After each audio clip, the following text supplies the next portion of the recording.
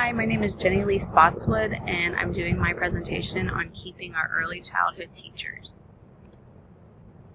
About the early childhood field, there are 2.2 million workers in the early childhood workforce in the United States, and they care for approximately 10 million children ages birth through 5.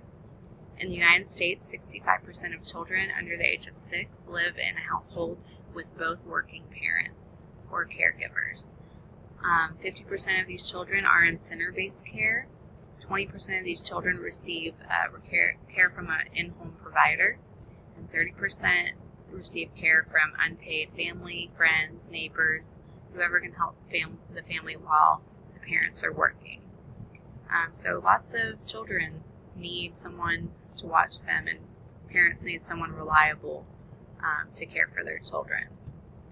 The problem facing the early childhood field is that the turnover rate is 30% annually, and the reason this rate is so high is because the pay is simply so low. So not many educators want to stay in this field. They want to move on to better paying jobs. Early childhood educators are paid approximately half of what primary and secondary teachers make, even when they have 4-year degrees.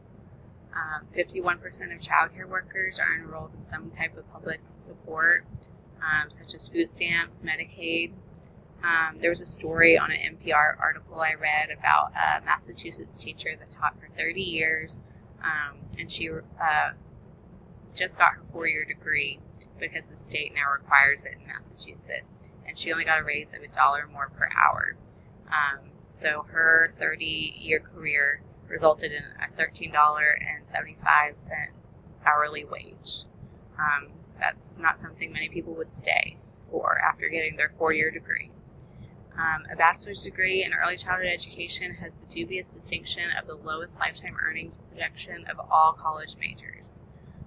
So you have to be very passionate about working with young children to go into this field, because it simply doesn't pay off to get that degree financially. This is a chart on North Carolina's early childhood occupation wages. You can see here that kindergarten teachers in North Carolina make on average $25.37 an hour, while preschool teachers make only $12.44 an hour, and an entry-level child care worker without any experience would make $9.86 an hour. Solution number 1 is to simply raise the child care tuition costs so that early childhood teachers could receive a living wage.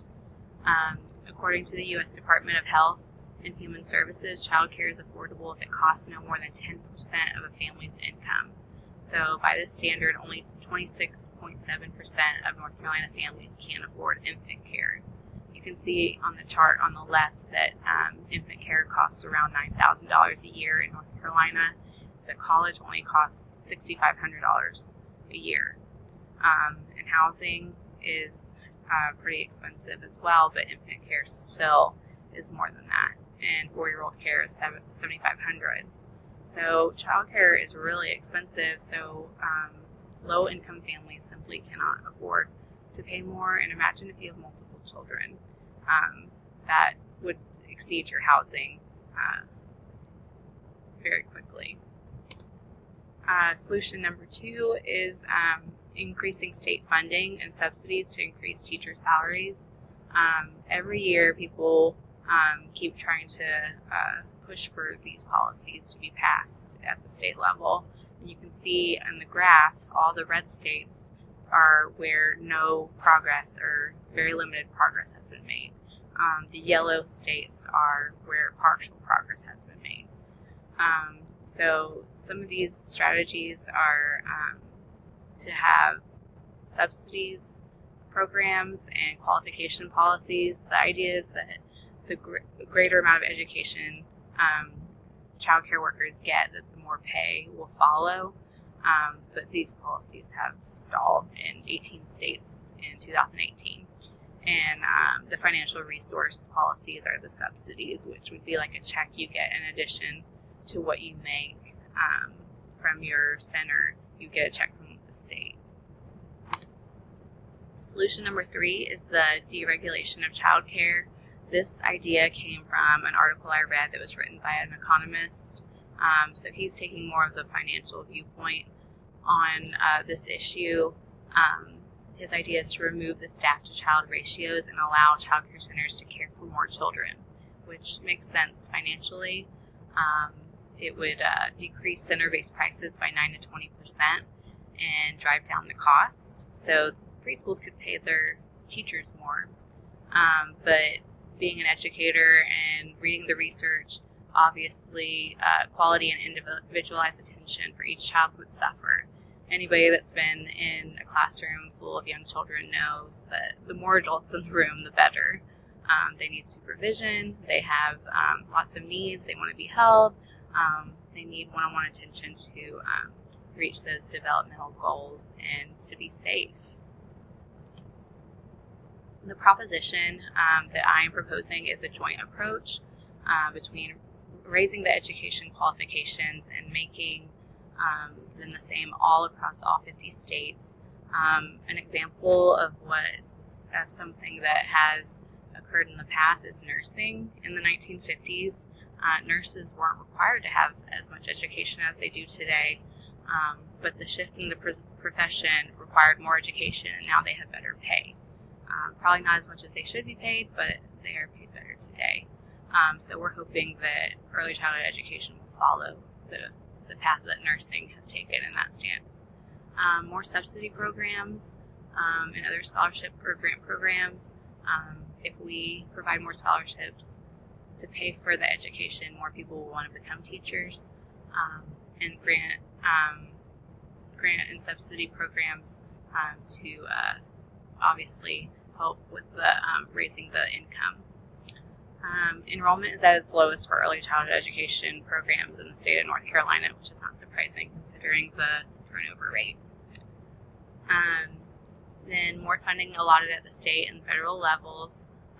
The money is there, it just has to become a priority, and we need advocates and people lobbying for that to get those things to pass.